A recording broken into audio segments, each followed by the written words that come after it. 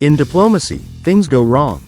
Statements get misinterpreted, allies clash. The question isn't if mistakes happen, it's how you recover.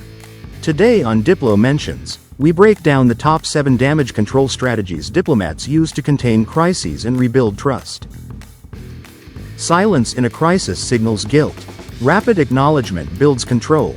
Phrase carefully. We are aware. We are assessing. One message, multiple voices. Damage control demands tight communication choreography across all channels. Words must be backed by deeds. Host briefings. Launch probes. Symbolic actions show seriousness. Calm the storm quietly. The most effective repair often happens in private with clear apologies. A diplomatic apology balances ownership and sovereignty. Express regret without admitting fault. Avoid blame games. Shift the lens. Reframe the crisis into a conversation, from setback to step forward. Sometimes credibility needs a chorus. Having respected voices back your position can reshape narratives. You're an ambassador. A leaked memo criticizes your host country's leadership. What do?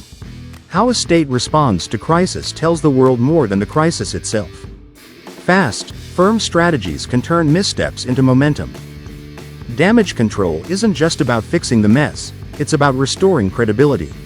Recovery is part of resilience. If you found this guide useful, like, share, and subscribe to Diplo Mentions for insights into negotiation and repair.